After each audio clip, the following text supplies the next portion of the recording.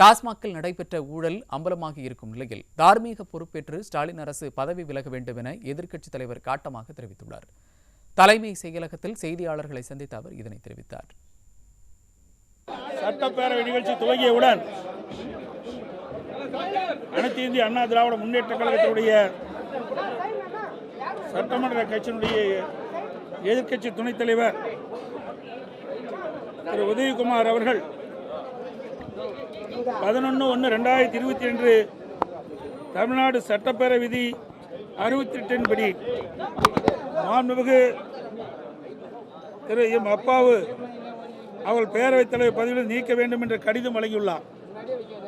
சட்டப்பேரவை விதி எண் 63 படி முன்னறிப்பு காலம் 14 நாட்கள் முடிவடைந்து விட்டதால் பேரவைத் தலைவர் பதவி நீக்கம் செய்யும் கோரும் தீர்மானத்தை இன்றே எடுத்துக்கொள்ள வேண்டும் என்று அவர் சட்டமன்றத்திலே பேரவைத் தலைவரிடம் கேட்டுக்கொண்டார். ஆனால் சட்டப்பேரவைத் தலைவர் இந்த கோரிக்கையை ஏற்க மறுத்துவிட்டார். அதோடு முந்தைய அரசாங்கம் அதிமுக ஆட்சி இருக்கும்போது சுட்டிக்காட்டினார். அதை சுட்டிக்காட்டது அது ஏற்புடையதல்ல. ஏற்கனவே அன்றைய எதிர்க்கட்சி தலைவர் ஸ்டாலின் அவர்கள் அன்றைய சட்டப்பேரவைத் தலைவராக இருந்த திரு வி தனபால் அவர்களை பதவி நீக்கம் செய்ய வேண்டும் என்று தீர்மானத்தை 14 நாட்கள் முடிந்தவுடனே எடுத்துக்கொண்டோம். இது வரலாறு, இதை யாரும் மறுக்க முடியாது. ஆக 14 நாட்கள் நிறைவடைந்த பிறகு கடிதம் கொடுத்து 14 நாட்கள் நிறைவடைந்த பிறகு முறைப்படி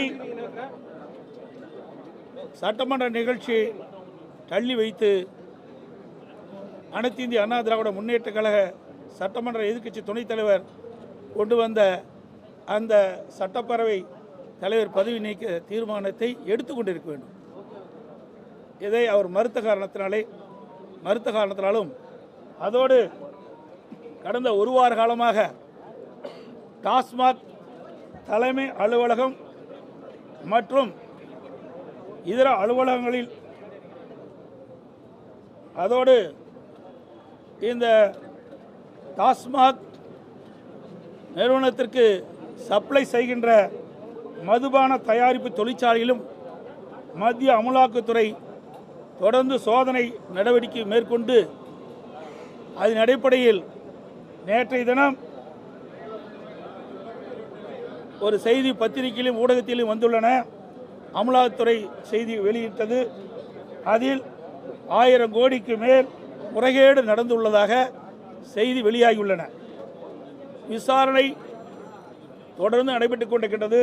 இந்த விசாரணை முழுமையாக முடிவடைகின்ற பொழுது சுமார் இந்த டாஸ்மாக் நிறுவனத்தின் மூலமாக கிட்டத்தட்ட 40,000 கோடி அளவுக்கு ஊழல் நடைபெற்றிருக்குமோ என்று சந்தேகம் எழுகின்றது.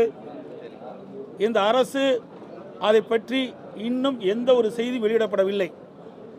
கிட்டத்தட்ட அமலாக்கத்துறை ரெய்டு நடத்தி அந்த ரெய்டு மூலமாக 1000 கோடிக்கு மேல் முறைகேடு நடந்துள்ளதாக அறிவிக்கப்பட்டோம். இந்த அரசு எந்த செய்தி வெளியிடாத காரணத்தினால் அதையும் நாங்கள் சட்டமன்றத்திலே குறிப்பிட்டு இதற்கு தார்மீக பொறுப்பேற்று இந்த திமுக அரசு ராஜினாமா செய்ய வேண்டும் என்று வலியுறுத்தி வெளிநடப்பு செய்திருக்கின்றோம்.